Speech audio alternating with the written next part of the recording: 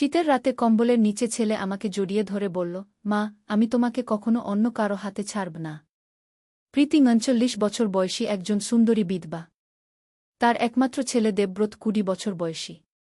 স্বামীর মৃত্যুর পর প্রীতি একাই দেবব্রতকে মানুষ করেছে। দেবব্রত ইউনিভার্সিটিতে পড়াশোনা করে। শীতকাল এসে গেছে। রাতে খুব ঠান্ডা পড়ে। প্রীতি আর দেবব্রত একই ঘরে ঘুমায়। একটা বড় কম্বল দুজনে মিলে ব্যবহার করে। গত কয়েকদিন ধরে দেবব্রত অদ্ভুত আচরণ করছে। মায়ের দিকে অন্যরকম দৃষ্টিতে তাকায়। প্রীতি খেয়াল করেছে কিন্তু কিছু বলেনি। এক রাতে কম্বলের নিচে দেবব্রত প্রীতির খুব কাছে চলে এল। প্রীতি বলল, দেবব্রত, তুমি এত কাছে কেন আসছ? দেবব্রত বলল, ঠান্ডা লাগছে মা। প্রীতি বলল, ঠিক আছে।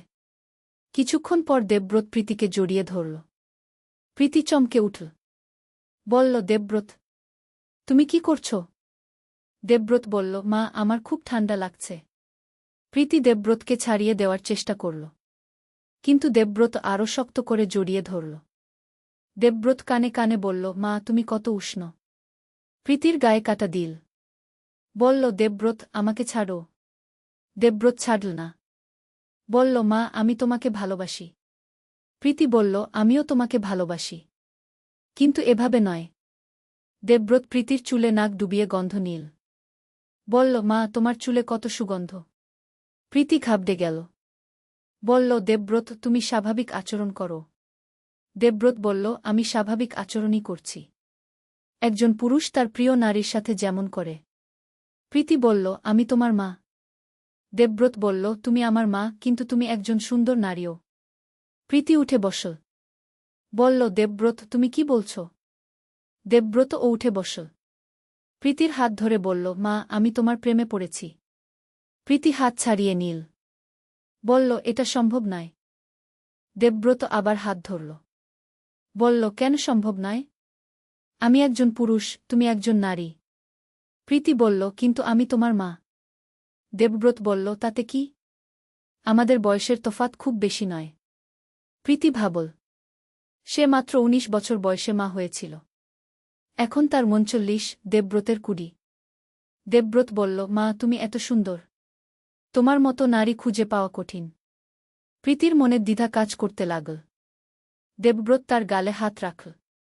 দেবব্রত বলল, আমি তোমাকে সুখী করব। তুমি আর একা থাকবে না। প্রীতি চোখ বন্ধ করল। দেবব্রতের স্পর্শ তার ভালো লাগছিল। দেবব্রত ফিসফিস করে বলল, তুমি আমার স্ত্রী হও। প্রীতি চোখ খুল। বলল, দেবব্রত, এটা ভুল। দেবব্রত বলল, ভালোবাসা কখনো ভুল হয় না। প্রীতি বলল, কিন্তু সমাজ কি বলবে? দেবব্রত বলল, সমাজের দরকার নেই। আমরা গোপনে থাকব। প্রীতি দীর্ঘ নিঃশ্বাস ফেল। তার একাকী জীবনে দেবব্রতের ভালোবাসা নতুন আশার আলো। প্রীতি বলল, তুমি সত্যিই আমাকে ভালোবাসো? দেবব্রত বলল, তোমার চেয়ে বেশি কাউকে ভালোবাসি না। প্রীতি নরম স্বরে বলল, আমিও তোমাকে ভালোবাসি। দেবব্রত খুশি হয়ে প্রীতিকে আলিঙ্গন করল। বলল, আজ থেকে তুমি আমার। প্রীতি দেবব্রতের বুকে মাথা রাখল। বলল, এটা শুধু আমাদের মধ্যেই থাকবে। দেবব্রত বলল, অবশ্যই। সেই রাত থেকে তাদের জীবন পাল্টে গেল। দিনের বেলা সাধারণ মাছেলে, রাতে প্রেমিক যুগল। প্রীতি দেবব্রতের ভালোবাসায় নতুন যৌবন পেল। দেবব্রত মায়ের ভালোবাসায় স্বর্গীয় আনন্দ পেল। তারা খুব সতর্ক থাকত যাতে কেউ সন্দেহ না করে। বাইরে স্বাভাবিক আচরণ করত। ৬ মাস এভাবে কাটল। একদিন প্রীতি দেবব্রতকে বলল, আমার মাসিক বন্ধ হয়ে গেছে। দেবব্রত বুঝল কি হয়েছে। বলল, তুমি গর্ভবতী? প্রীতি মাথা নাড়ল। দেবব্রত আনন্দে লাফিয়ে উঠল। দেবব্রত বলল, আমাদের সন্তান হবে। প্রীতি চিন্তিত হল। বলল, কিন্তু এটা কিভাবে লুকাবো? দেবব্রত বলল, আমরা অন্য কোথাও চলে যাব। তারা পরিকল্পনা করল। গর্ভাবস্থার ৩য় মাসে তারা শহর ছেড়ে দূরের একটা গ্রামে চলে গেল। সেখানে তারা নবদম্পতি হিসেবে পরিচিত হল। কেউ তাদের আসল সম্পর্ক জানত না। ৯ মাস পর একটি সুস্থ ছেলে সন্তানের জন্ম হল। দেবব্রত আর প্রীতি অত্যন্ত খুশি হল। দেবব্রত ছেলেটাকে কোলে নিয়ে বলল, এ আমাদের ভালোবাসার ফসল। প্রীতি হাসল। বলল, আমাদের সিদ্ধান্ত ঠিক ছিল। এভাবে তারা নতুন জীবন শুরু করল। তাদের অস্বাভাবিক প্রেম একটি সুখী সংসারে পরিণত হল। প্রতিদিন সন্ধ্যায় দেবব্রত প্রীতিকে বলত, আমি তোমাকে ভালোবেসে ভুল করিনি। প্রীতি বলত, আমিও। আমরা সত্যিকারের ভালোবাসা পেয়েছি। তাদের ছেলেটি বড় হতে লাগল। তারা তাকে অনেক আদর করত। গ্রামের লোকেরা তাদের একটি আদর্শ দম্পতি মনে করত। কেউ জানত না তাদের আসল গোপন কাহিনী। এই হল দেবব্রত আর প্রীতির নিষিদ্ধ কিন্তু সুখের প্রেমের গল্প। স্বাভাবিক প্রেম একটি সুখী সংসারে পরিণত হল। প্রতিদিন সন্ধ্যায় দেবব্রত প্রীতিকে বলত, আমি তোমাকে ভালোবেসে ভুল করিনি। প্রীতি বলত, আমিও। আমরা সত্যিকারের ভালোবাসা পেয়েছি। তাদের ছেলেটি বড় হতে লাগল। তারা তাকে অনেক আদর করত। গ্রামের লোকেরা তাদের একটি আদর্শ দম্পতি মনে করত। কেউ জানত না তাদের আসল গোপন কাহিনী। এই হল দেবব্রত আর প্রীতির নিষিদ্ধ কিন্তু সুখের প্রেমের গল্প। স্বাভাবিক প্রেম একটি সুখী সংসারে পরিণত হল। প্রতিদিন সন্ধ্যায় দেবব্রত প্রীতিকে বলত, আমি তোমাকে ভালোবেসে ভুল করিনি। প্রীতি বলত, আমিও।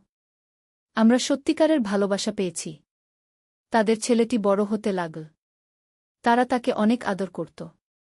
গ্রামের লোকেরা তাদের একটি আদর্শ দম্পতি মনে করত। কেউ জানত না তাদের আসল গোপন কাহিনী। এই হল দেবব্রত আর প্রীতির নিষিদ্ধ কিন্তু সুখের প্রেমের গল্প। স্বাভাবিক প্রেম একটি সুখী সংসারে পরিণত হল। প্রতিদিন সন্ধ্যায় দেবব্রত প্রীতিকে বলত, আমি তোমাকে ভালোবেসে ভুল করিনি। প্রীতি বলত, আমিও। আমরা সত্যিকারের ভালোবাসা পেয়েছি। তাদের ছেলেটি বড় হতে লাগল। তারা তাকে অনেক আদর করত। গ্রামের লোকেরা তাদের একটি আদর্শ দম্পতি মনে করত।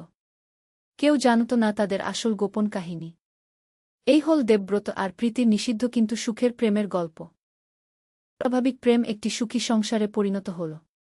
প্রতিদিন সন্ধ্যায় দেবব্রত প্রীতিকে বলত, আমি তোমাকে ভালোবেসে ভুল করিনি। প্রীতি বলত, আমিও।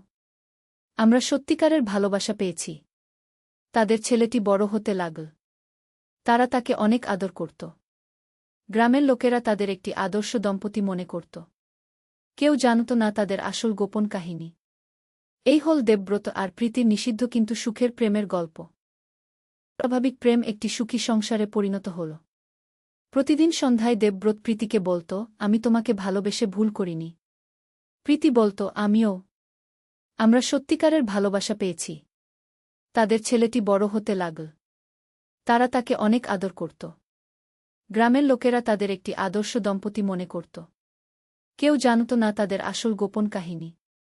এই হল দেবব্রত আর প্রীতির নিষিদ্ধ কিন্তু সুখের প্রেমের গল্প।